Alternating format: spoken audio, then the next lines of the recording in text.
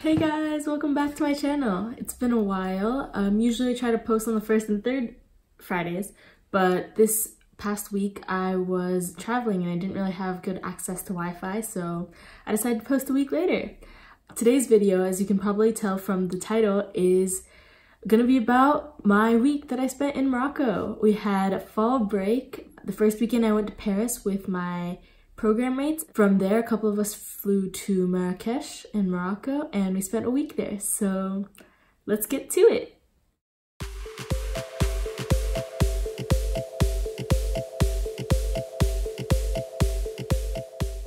Alrighty, so as I just mentioned, I had a fall break. Here in France it's called Toussaint, like All Saints, and we had 1 week of vacation. Okay, so on Friday, I went to class and then went to the train station to meet up with the rest of my program so we could go spend the weekend in Paris, and we had a lot of fun together. Of course, we went to the Eiffel Tower together and Louvre and different museum, had a bunch of really good meals together, went to the theater. Anyways, we had a really good time, and then on Monday, I left to go to Morocco with a couple of my friends from my program, including Claire, Sarah, and Rosendo, and for the next week we were gonna spend it in Marrakech. Morocco is unlike any place I've ever been before. We stayed in the Medina, if you know what that is. So it's kind of like the center of the city where there's just a ton of little alleyways and it's really easy to get lost. And we did our best. It's definitely a bit of a struggle when you first get there because it's not like there's street signs and well-numbered houses. It's really just tiny little alleyways all connected with one another.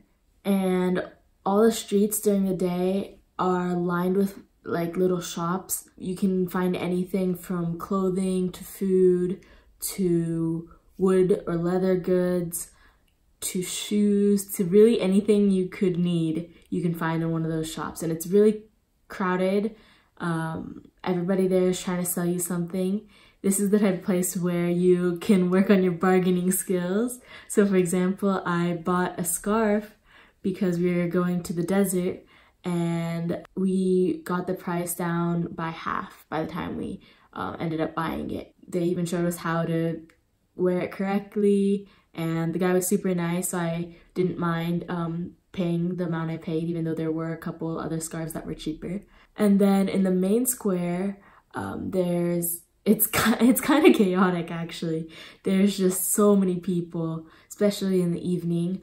There's lots and lots of fruit vendors, and they have amazing fresh juices from like 40 cents. You can get a cup of orange juice, and it's really, really good. Some of the other juices you can get mixed juices, kind of like smoothie, but not frozen. And that you can get for like $1 or $2. Everything in Morocco is really cheap compared to the US or Europe. And then on the other half of the square, there's like snake charmers and people with monkeys and people trying to sell you henna, which apparently I've heard it can cause chemical burns to your skin, the type they use in the square there. So if you're going to Marrakech, be careful. And just people always trying to get your attention and trying to get you to buy something from them or come to their restaurant or buy whatever it is. Just get your attention always. And you always hear different comments making people pretending to have American accents, so you turn and look around, or just yelling at you from like 100 feet away, hey! Just so much chaos, but it was really interesting. It was fun. So we spent our first couple of days just mostly walking around the markets and visiting some famous gardens there. And it's really interesting because the chaos of the street is so different from what the inside of the gardens is like. It's super peaceful, calm, quiet, and then you go out the door and it's like people everywhere just trying to get your attention, like scooters like zipping through everybody in tiny little alleyways, and donkeys and horses walking by, people selling fruit, everyone just always loud trying to get your attention. So that contrast was really interesting. And then we had booked a 3-day trip to the desert. To get to the actual desert from Morocco, you have to drive a while east. And so we had booked this this trip where we went with I think like 10 to 12 other people, and we got on this minibus and drove for so long, but we made some stops along the way and saw some really cool places, and ended up getting to the desert on the second day, riding some camels into the sand dunes to sandboard, which was really fun and surprisingly not too difficult considering I don't know how to snowboard and I don't know how to skateboard. It wasn't that bad. Also, just to watch the sunset, which was really pretty. We slept under the stars by the campfire, just with a pillow and a blanket, basically. At first, we were like, oh, it isn't even that cold. We thought the desert was supposed to get really cold at night. At midnight, I was like, fine. But by the time we had to wake up in the morning, it was freezing, but still so worth it. The stars were beautiful. We just spent hours just staring at the sky, and I broke my record for the number of shooting stars I saw in one night. So my previous record was 14, but now I'm at 20.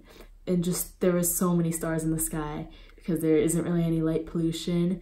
And it was to the point where it was hard, like I couldn't really pick out constellations because there was just so many stars.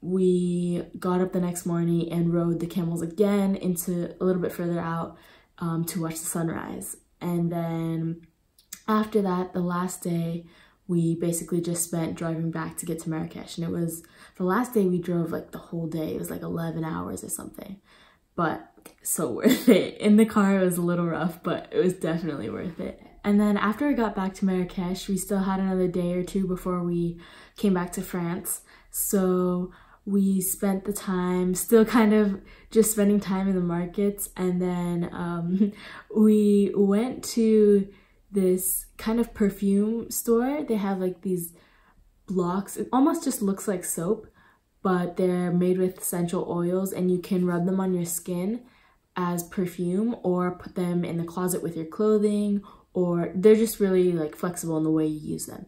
Anyways, we went to this store that had a bunch of spices, a bunch of perfumes and tea and herbs and all this kind of stuff, and we were interested in the little perfume blocks and the tea. By the way, if you ever get the chance to try real Moroccan mint tea, please do that.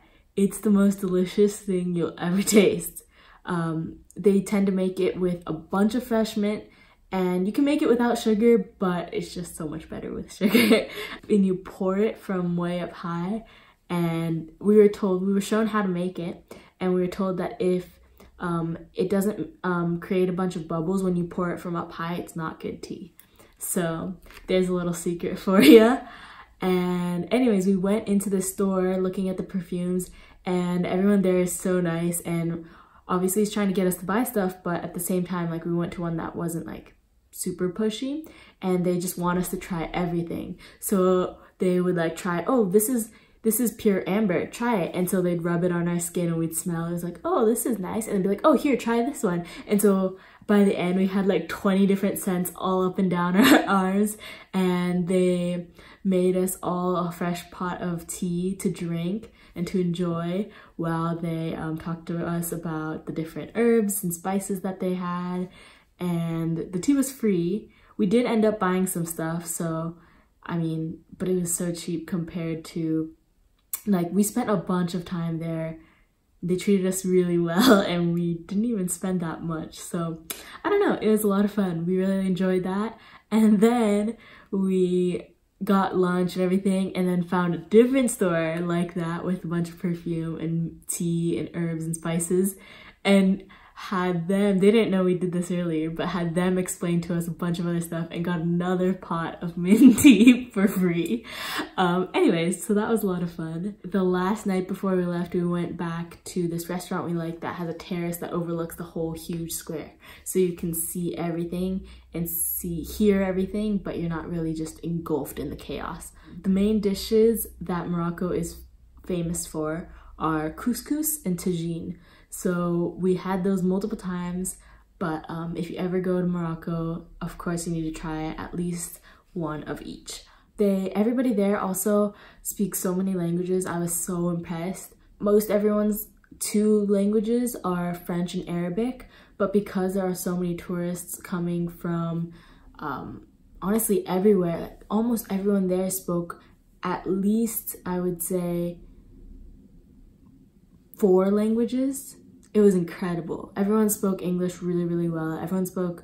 Most people spoke Spanish too, and if you were an Italian tourist or a Portuguese tourist, like they probably spoke some Italian or Portuguese. Like everyone there was just so multilingual. It was incredible. Anyways, that's just one thing I noticed. I'm just so happy I got to spend a week there. I would recommend it for sure to anyone who is even thinking about going. It's so, so cool, and not that expensive if you're flying from Europe. If you're flying from the States, it might be a little bit more expensive, but if you ever get the chance, definitely go. Anyways, that's all for now. I'm excited for the rest of the semester. I think it's gonna go by really, really quick. I was looking at the calendar the other day, and I don't have that many weekends left, which is kind of sad. I got home yesterday from Morocco, and I got home and my host sister got home a little bit later in the day because she had school and everything, and she was so excited to see me. It was so cute. It made me kind of sad that I have to leave here, but she saw me and came and ran and gave me a huge hug. She was super excited, and after dinner, she spent so much time in my room. She wanted to do homework with me, so I did that, and then we played, and when it was time for bed, she left, and then she came running back to give me a goodnight kiss, and it was so adorable. Anyways, I am having a great time. It's at least about halfway through now, so I have about half of my time left, but it feels like it's gonna go by really quick, so I am just gonna try and enjoy every moment I still have left here. So yeah, that's the updates for now. Those are the updates for now. I can't wait to see everybody back on campus as well though. And yeah, that's all. See you guys later. Bye.